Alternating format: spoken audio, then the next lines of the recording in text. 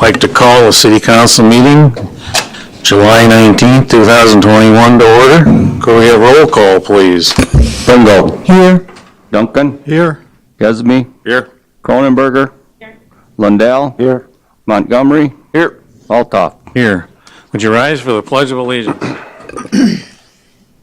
I pledge allegiance to the flag of the United States of America, and to the republic for which it stands, one nation, under God, indivisible, with liberty and justice for all.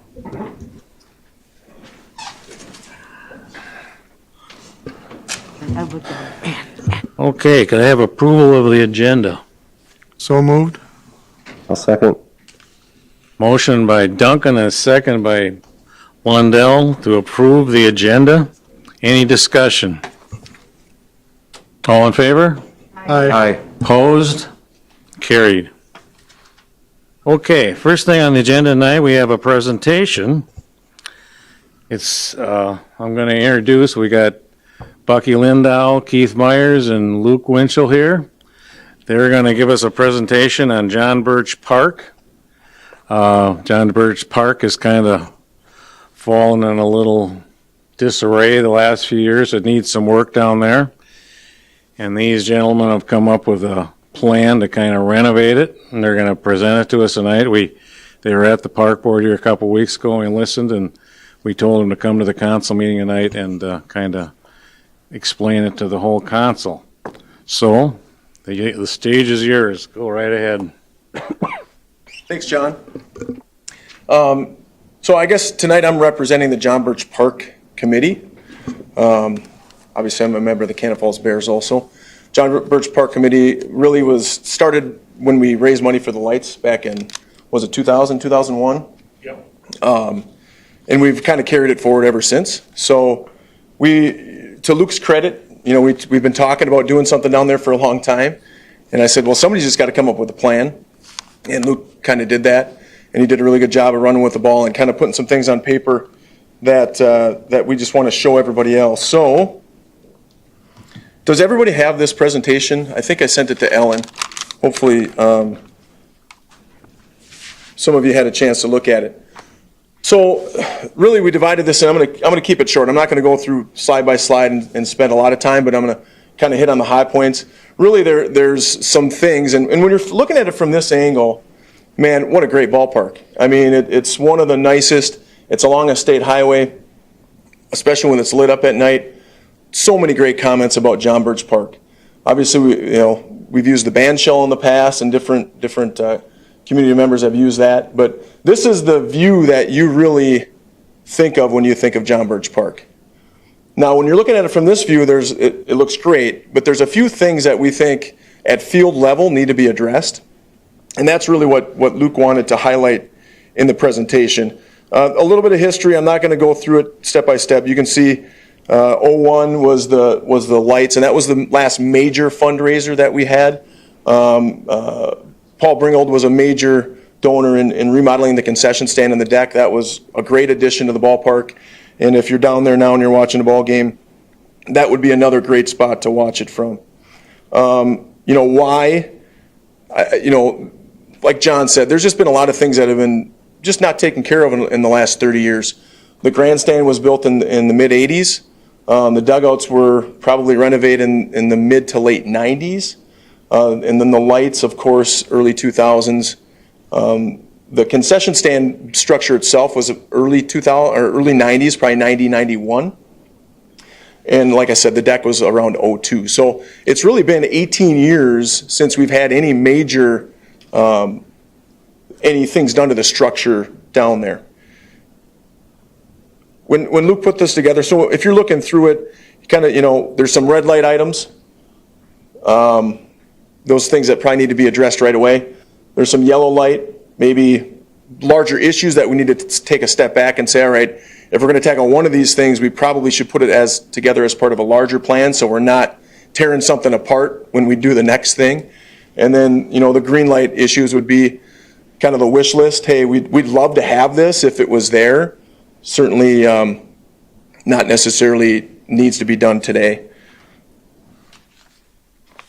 One of the things in talking to Josh Otto in the Public Works, there's a water pipe broken down there, and I think he's had some conversation with the park board since then, but that's probably item number one. When it's leaking, it comes up behind home plate and it gets real muddy, and that not only for safety but also just for the quality of the field, that hurts some things. The home dugout, the back structure of the home dugout was the old concession stand. I don't know when that was built, but I'm guessing it was before 1970.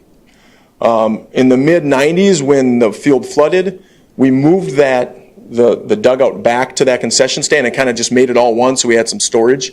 So that structure itself is probably I would say early 70s, maybe late 60s was when that was built.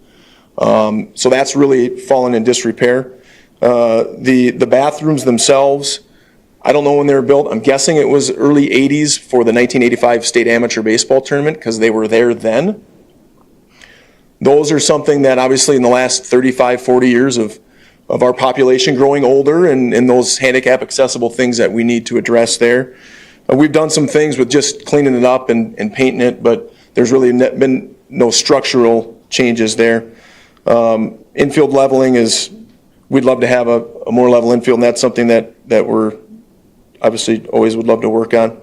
Here's some pictures of that home dugout. And again, where that pillar is the entrance to the actual dugout where the players go. The garage door there is where we store our drag, field drag and field conditioner, chalk, diamond dry, the things that you need to have on site and to maintain the field. So that back structure, or the corner that you're looking at right in front of you, is the old concession stand.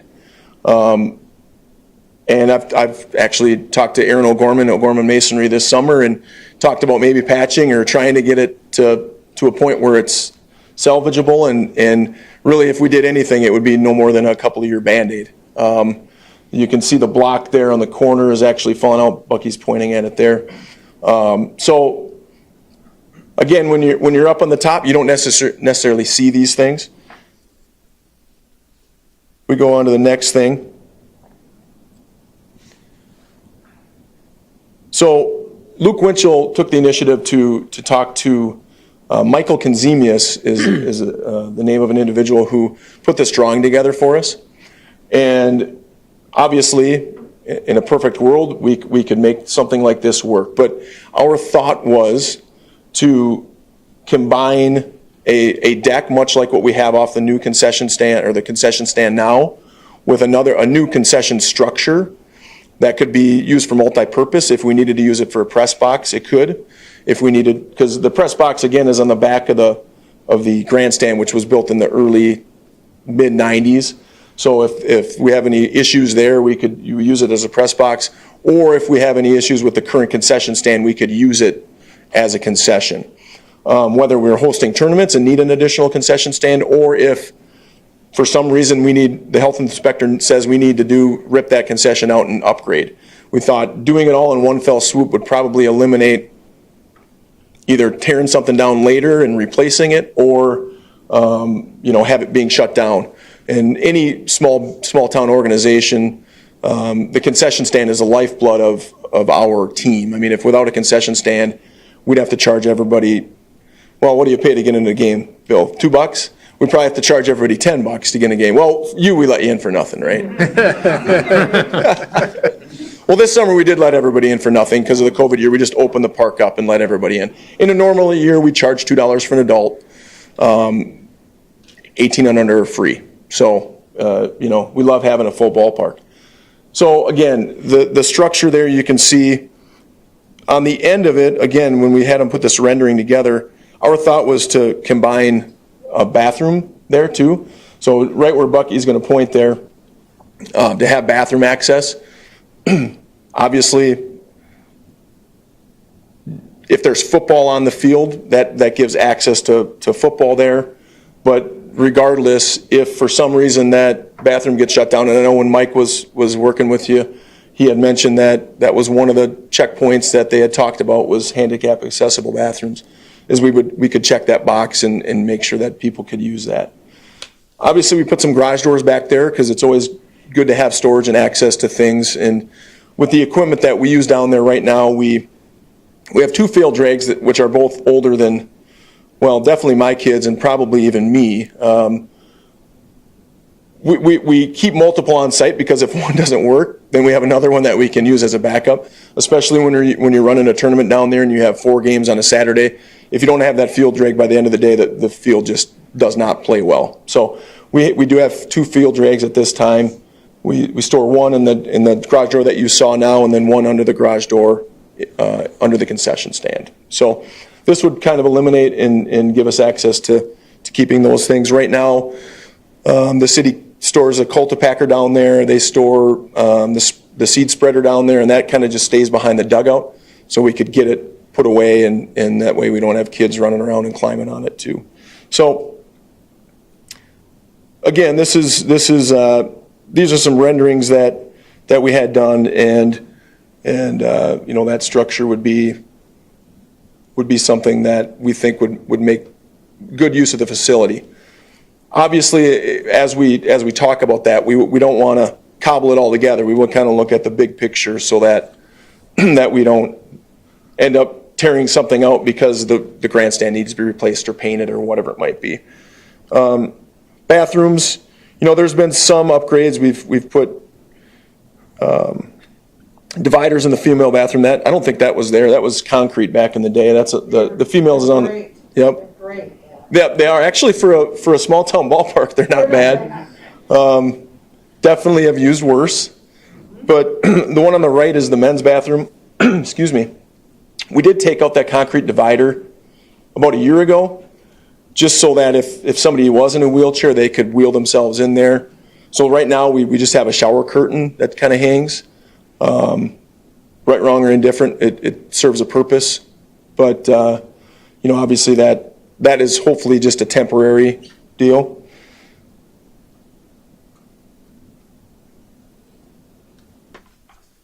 Probably the bigger project, certainly the more expensive project, but the one that is on everybody's mind, and it's been on everybody's mind for probably 30 years, is what do we need to do with the concrete seating in the concrete or in the limestone wall?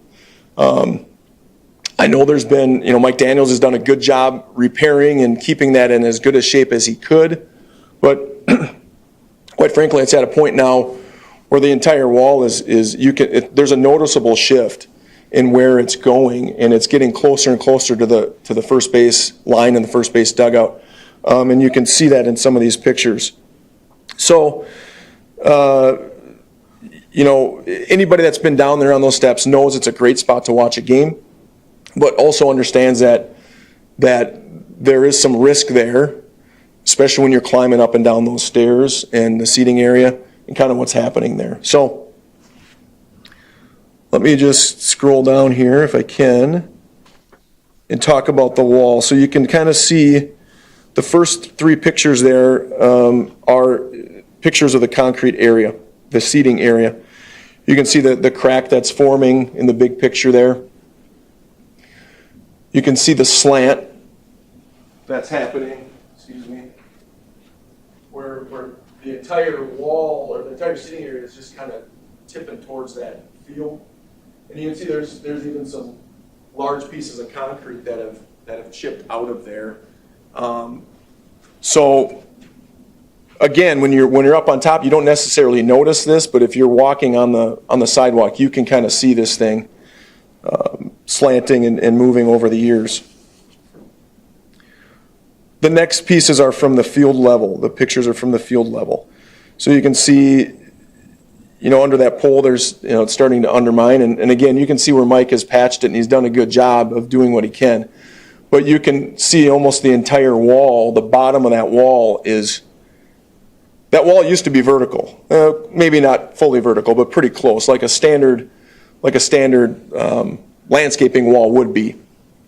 And you can just see that entire wall starting to move out and getting closer to the field of play. So anybody that's been down there knows that wall is iconic for the ball field. Obviously, anything that we do, we would love to incorporate the wall or the limestone in some way, shape, or form. That was the old the old mill. We think it's a big piece of Cannon Falls history. It's just a matter of finding the right, and that's way over my head, finding the right people with the artistic talent, the engineering background to give us a visual of what that could look like. As Neil said in the park board meeting, it's not a cheap project, and it's probably unknown what you're going to get into when you get in there, when you start digging into there. But if we don't do something, eventually that entire wall is going to be sitting on the field. So we've been talking about, I've been playing down there since, the early 90s. And it's been a topic of conversation for all those almost 30 years. And we've patched it, I think, as long as we can. And now it's time to have a conversation about how we can address the issue. And obviously there's other things, we'd love to even bring the school in on the conversation, and if they're going to have football down there long term, we need to come up with some long-term solutions for football. It's not good enough anymore to haul down temporary bleachers and expect a 75-year-old man to either climb down that stairs to get down to the field and watch a game, or get to the field and realize there's nowhere to sit, so he's got to stand the whole time. Our population has gotten older, and those people are more active, and they want to be part of the community. We need to make sure that they can go down there and watch a game. Those people sit up in those concrete bleachers and watch a game from the baseball bleachers. And in my opinion, that shouldn't happen. I think we owe it to them to make it what it should be. And whether that be a long-term solution down at John Birch Park or a long-term solution up at the school, either option is fine, I think, with all of us. We need to come up with that long-term solution. Temporary fence, there's some other things on here that we'd love to have. They're probably long-term things. Eventually, we will need to replace our Cromer and our Cushman to drag the infield. But the two topics I really want to talk about tonight were the dugout and that wall, and really start a conversation with the city on how we can come up with a long-term solution to address those issues.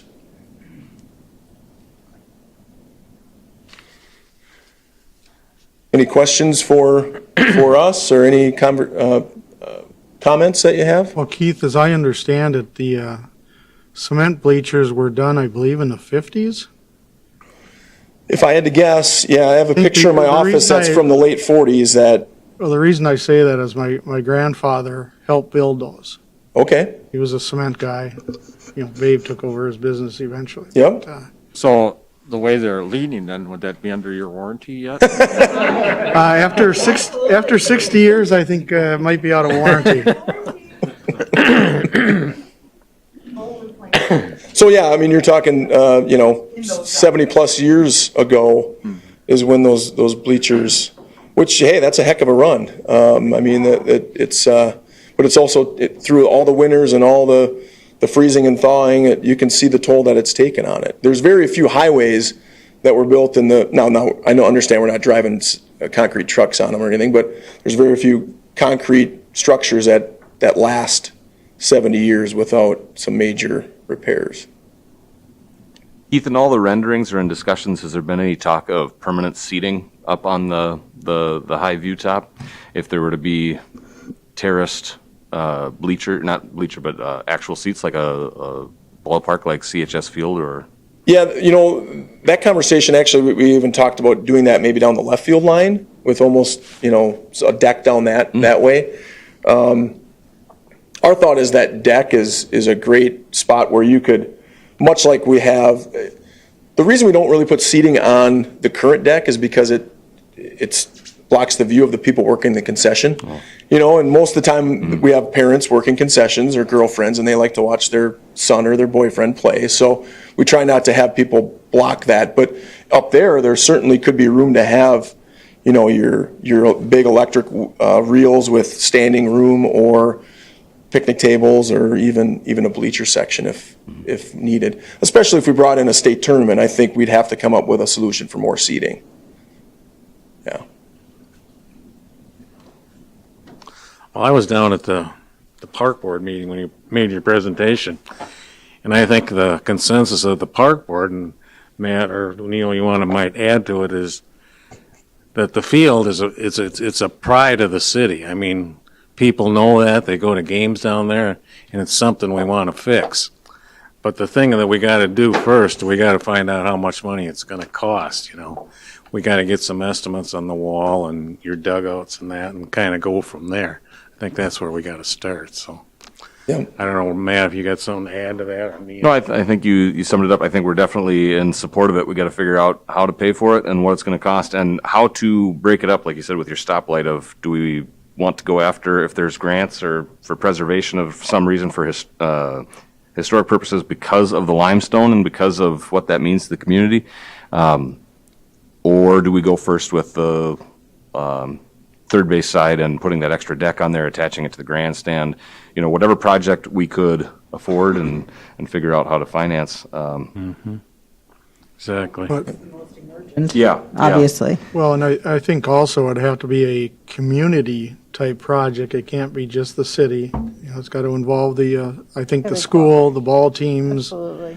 you know, some sort of fundraising, because I can almost guarantee you that wall is going to be the most expensive item to fix. So, Yeah, no doubt. like you, I would like to retain. I mean, I didn't play from the 90s on. I played back in the 70s, but When it was new. yeah, almost. But Is that the third dig tonight? yeah, Fourth? Okay, pick on just Bill. checking. You know, to get community and buy-in and stuff is going to be important. Yeah, and you know, I think from our perspective, this is the beginning of a larger conversation, but, you know, I don't have grant writing expertise or know where to find those things, and I certainly don't have an engineering degree. You know, I mean, I think there's some partnership that can happen there, and if we can come up with some drawings and come up with a fundraising plan, like we did when we fundraised for the lights. I mean, our group raised about $100,000 for that, and I understand this is a much larger project than Yes. that.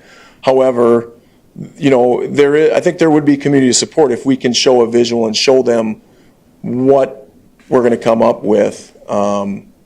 You know, much like when we raised the money for the library. You know, it was a need, and the community stepped up to do that. And I think anybody that sees those pictures and sees the need there and remembers their childhood playing down there or going to watch games or, heck, watching their grandkids play, whatever it might be, might say, yeah, that's important to me. That's something that I want to be part of, and then we can have that opportunity for everybody. Well, So, and the city might be able to help. Our city engineer is on Zoom, has seen this, so he may have some ideas or something you might want to contribute later on.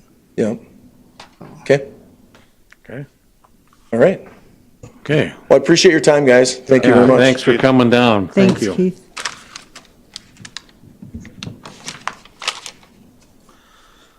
But that's something we should probably do, is work with Bill from engineer and maybe get some costs together on it. And that's the starting point, I think. Could you say that there's somebody wandering around that was coming in tonight?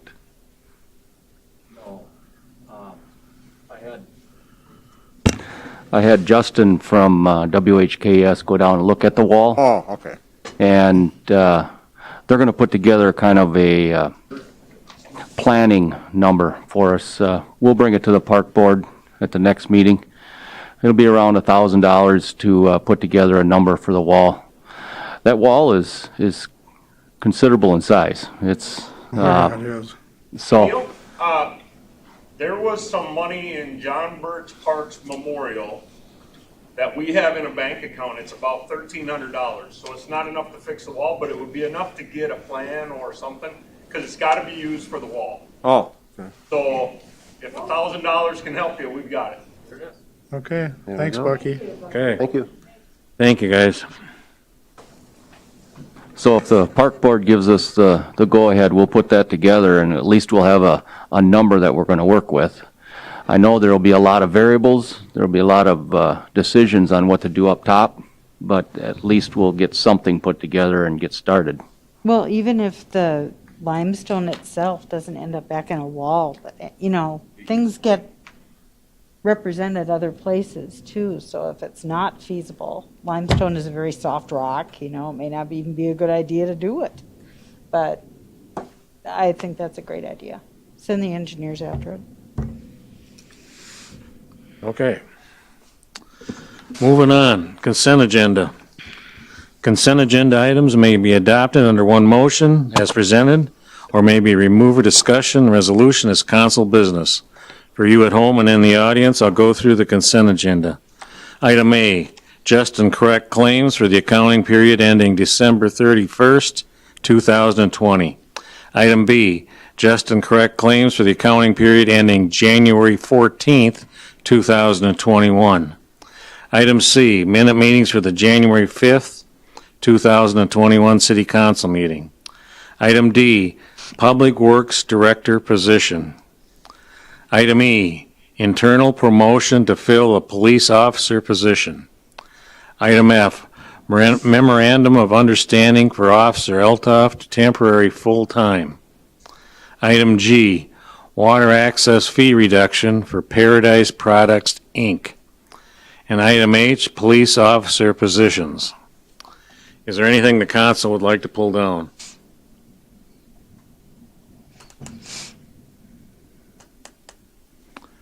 Anything? Then I take a motion to approve the consent agenda. So moved. Second. Motion by Montgomery, a second by Gesme. Any other discussion? All in favor? Aye. Opposed? Carried. Okay, council business. Item A, Resolution 2535, relating to the Market Properties Number 2 LLC and the option to purchase land agreement. Laura, you want to take that? The new owner of the Robinson Outdoors building, it'll be Market Properties 2, and he'll be taking possession of that later this month. And he has asked about the 2 adjacent city parcels directly north of that we at one point were in a contract for deed with Schultz with S&S Investments. And the new buyer is interested in acquiring those properties. At this point, like I said, he'll be closing on this property with Schultz on the 28th, I believe. And he doesn't want those properties to be sold out from under him, basically. So he's asking for, we at the EDA discussed some of the terms that Ram Motilal is the gentleman's name. And we had talked about the different options that we were willing to give and what he was willing to give. So it was really an interesting negotiation, I thought. But anyway, we had settled on some terms. We discussed it at EDA. We understand that the city owns these properties, but we felt that the EDA has a vested interest in this development project. So we talked about it and came to the proposed terms that are in the memo. Do you need me to read that or not? No? Okay. Anyway, so basically what we did is that we worked with our city attorney to draft these proposed terms into an option to purchase agreement, which we would, we're asking or recommending to council to approve that agreement so that we can secure that property for the gentleman and have future development properties. Can I ask you a dumb question? Option for lot 1, okay, on page 3. Construct a commercial building with an estimated value of at least $5,000. We had to put something in there. So obviously, I mean, the building that would be going on the property would be significantly more than that, but You just don't know if it's a filler? we don't know. It was a filler, same as the cost of the lot or each of the lots at up to $180,000. We took a comp from a very similar sized lot in the industrial park that just built within this last year that paid the same for that lot. It wasn't a city lot, but that was what they paid for that land. So that's how we kind of came up with that. That'll obviously be negotiated once we get to a purchase agreement based on the size of structure that he's going to be putting on lot 1, 2, or both. Does that answer your questions? Well, I'll probably corner you after the meeting. I'm just wondering, you know, to satisfy the agreement, I mean, you could throw up a little $5,000 building and carry it for how long? And not do anything. Pay $180,000 for the land. I think Which maybe is what, market value. I'm sorry if I'm putting words in your mouth, but I think Steve might be uncomfortable with putting a dollar amount on that. It can be, does it have to have a dollar amount, or can you just say any amount for your home? Not to. Well, the size of the structure that he puts on it also helps determine the price of the property Right. that we would sell it to I him see. for, or that the city would sell it to him for. So Okay. if he's going to put a $5,000 building on it, he's going to pay 180. upwards of Yeah. $180,000 for the lot. Okay. If he's going to put a $2 million building on it, we can negotiate the terms of that, the cost of the lot. Okay. So the dollar amount is important. Okay. That's good. Okay. Should we put a deadline on there that he's got to build something with a certain amount, a period, like we did There with is, the yeah. previous? And that is in the option to purchase agreement. It does say that, I think it has that he has to have pulled a permit or paid for a permit, or brought plans to us within the first 2 years. 2 years? And then he has to have, again, a plan or a permit pulled in order for him to acquire the third property, or the second property. So as he has those plans and as he builds those permits, then we would sell the land, and, you know, it would all happen simultaneously. But he has 3 years that basically we're holding that property. He will pay that 13, we kind of estimated the taxes for the next 3 years with, what was it, a 2 or 3% increase, Neil? Yeah, 3%. So that he would pay that upfront at the time of the agreement would be signed. And then we would use those funds to pay the property taxes for the next 3 years. So that's kind of, it's not earnest money because it's not going toward the purchase of the price of the property, but Even though you it's, say it here. but it's something to secure So it. you do say it here that it's earnest money. That was my question. Whether or not you're gonna take that 13,000 out. Yeah, and yeah, what's written in the memo is not how it is stated in the actual Okay. document, the All right. actual agreement. That's, I don't mean to be. No, it's not, no, so it's not earnest money, I mean, quote unquote, I guess, Yeah. it's basically what he has to cough up in order to secure that property. And to make sure it's sold. Yes, yep. Okay, any other discussion? Entertain a motion to approve Resolution 2535. So moved. I'll second. Motion by Gesme, a second by Duncan to approve Resolution 2535. Any other discussion? All in favor? Aye. Opposed? Carried. Okay, that brings us to Resolution 2534, setting a public hearing for the Hayes annexation. Neil, you want to take that? Sure. Josie Hayes has made application to annex 12.4 acres of her property on the north end of Cannon Falls. What she's wanting to do is a R3 medium density residential district. The Planning Commission has reviewed the annexation application at their January 11th meeting, and they make a recommendation to the City Council to set a public hearing to take input on the annexation. And the public hearing would be on March 2nd at 6:30 at the regular council meeting. So this is the first step of the annexation, to see if there's any opposition to it. Any discussion? Okay, I have a motion to approve Resolution 2534. So moved. Second. I'll second. Motion by Duncan, second by Lundell, to approve, Resolution 2534, setting a public hearing for the Hayes annexation. Any other discussion?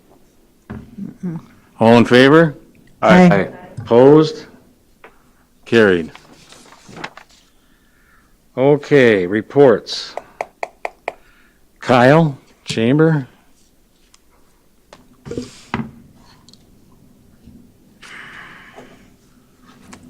Good evening, board and community.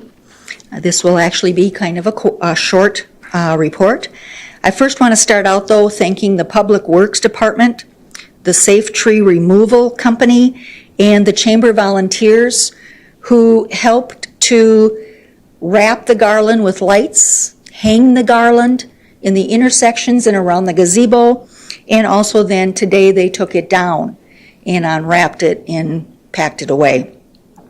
And so those people gave us, hours of their time, and I really want to show our appreciation to them. And so thank you for that. As well as the Christmas tree. We will be leaving the snowflake decorations up until the end of January.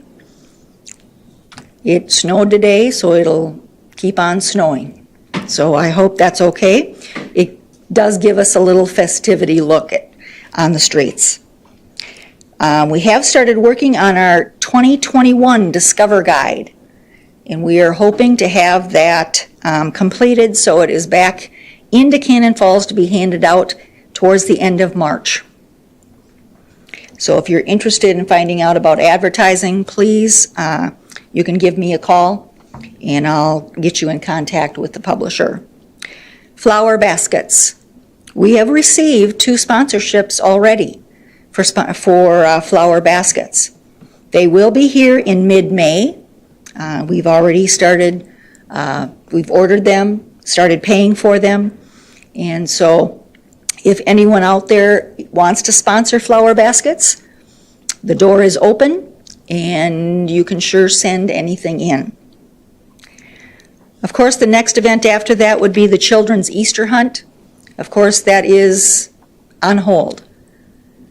Unless we can come up with a very interesting way of doing it, more like trick or treat, because we actually put 700 kids through in 2 hours. And we had good spacing. Everyone was in masks.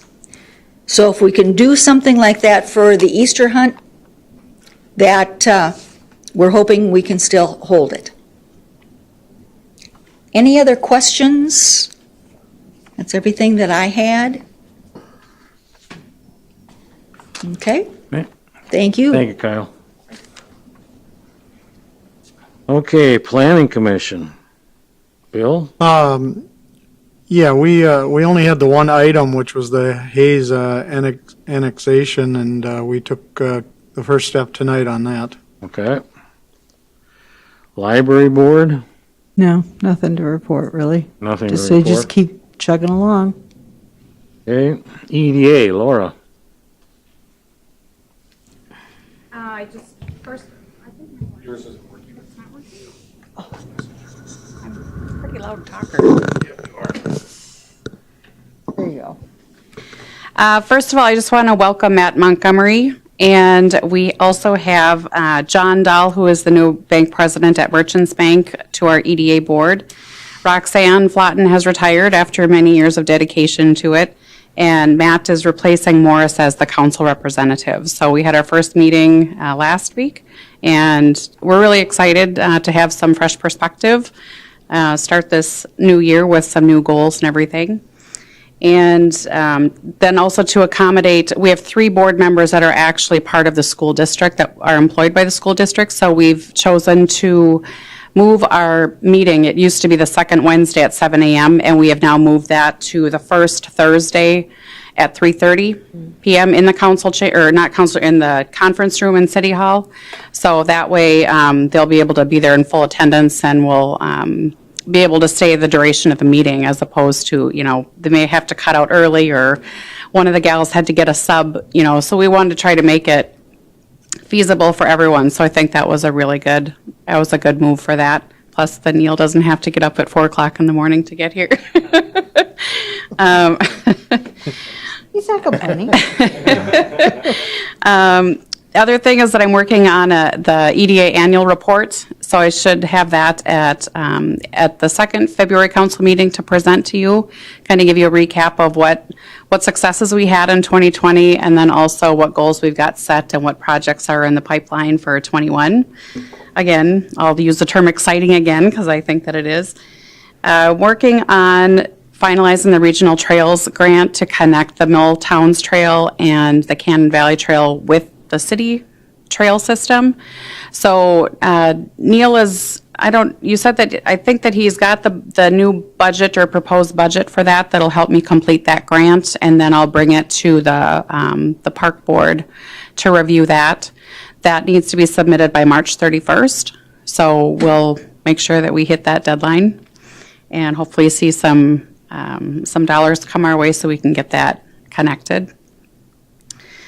Other thing is that the Goodhue County Business Relief Program, this was part of the program that the governor had announced for state aid back in December.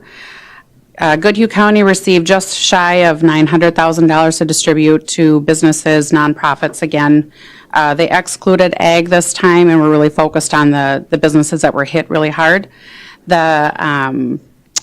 There were some bars and restaurants, gyms, or bowling alleys that didn't fall under that automatic direct pandemic relief payment.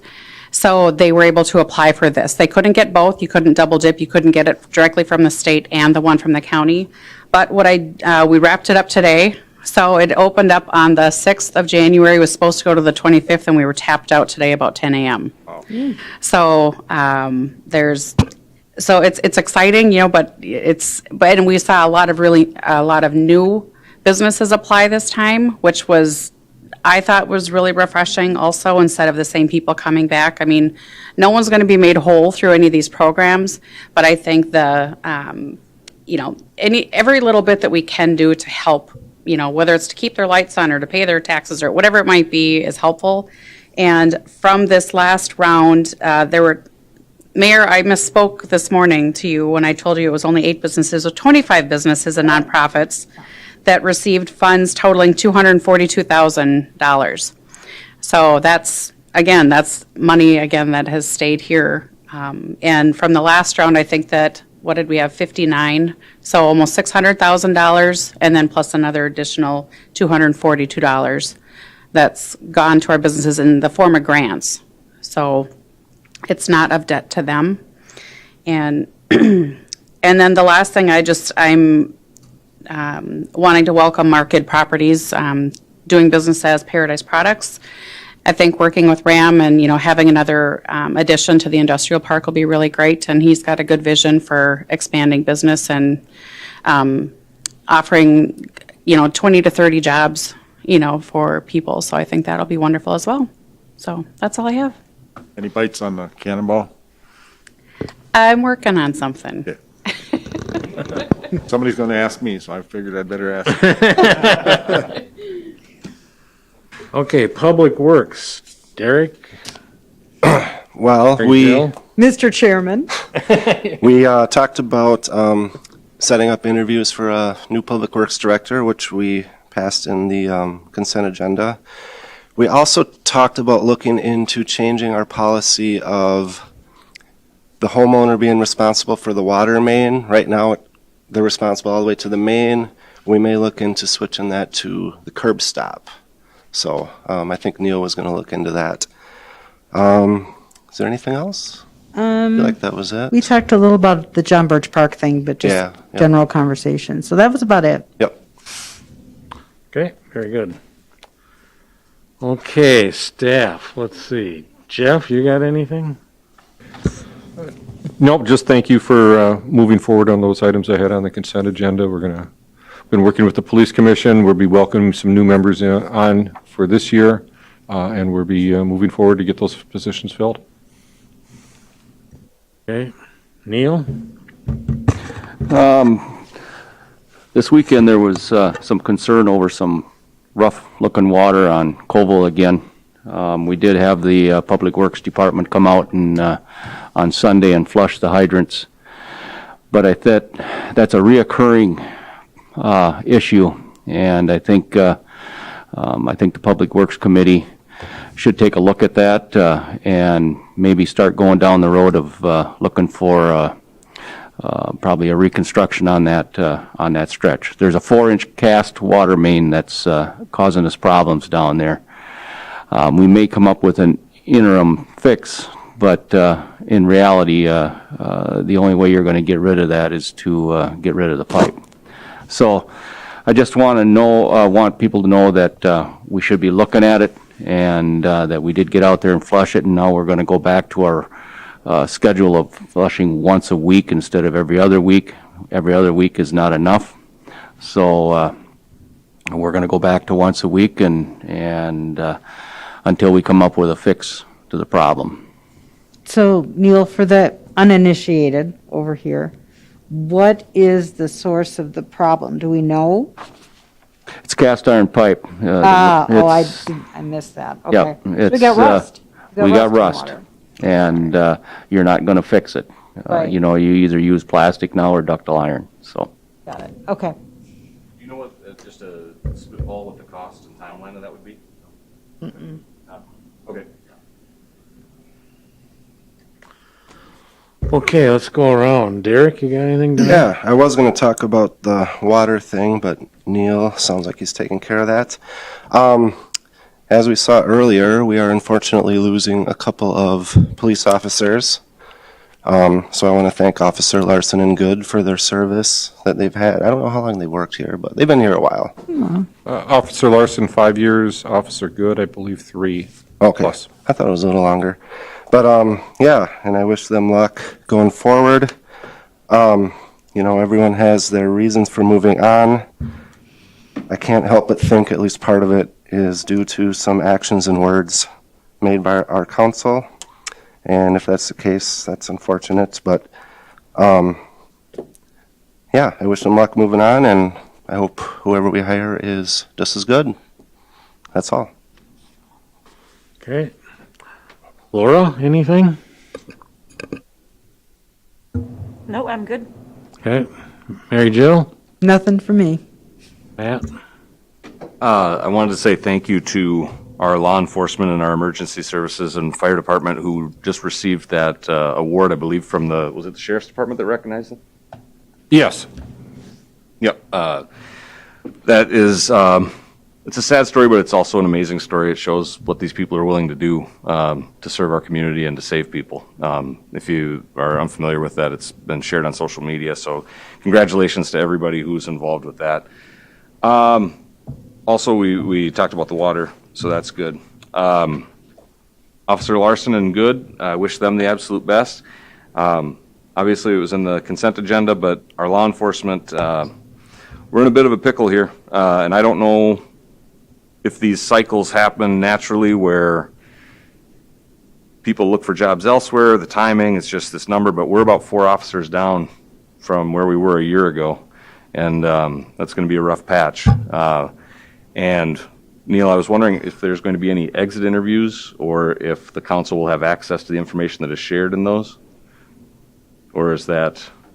Confidential, but. Okay. Okay. Yeah, because if any of that comes down to some of the discussion that's happened in the last couple of years, either with residents who have been critical of the police department or council members who have been critical of their budget and words that have been spoken from in these chambers, it's a shame if those are the things that are driving good officers away from this community. That's all I got. Bill? Nothing. Steve?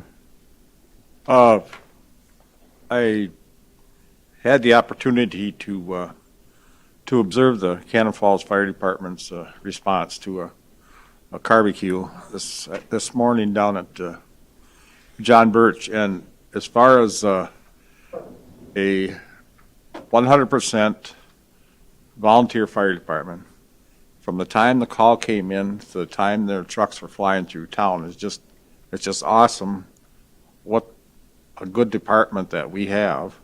And you hate to bring up Eltoff all the time, but I think he's right on top of it too.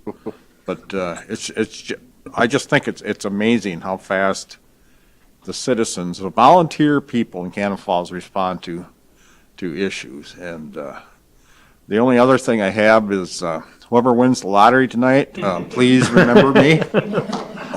Other than that, I don't have any. We don't have to remember you for tomorrow nights? Either one, it doesn't matter. It doesn't.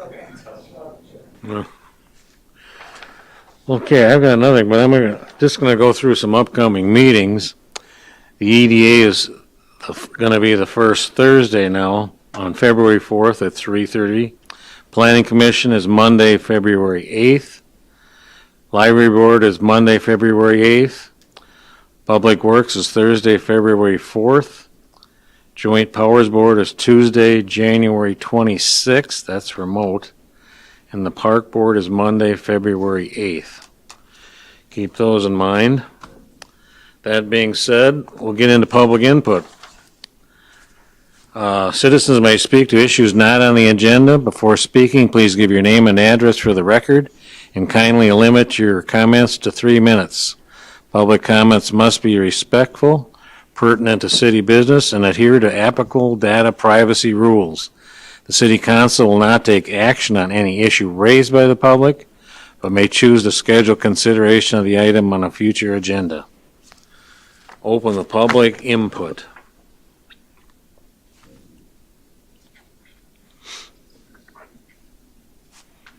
Second call, public input.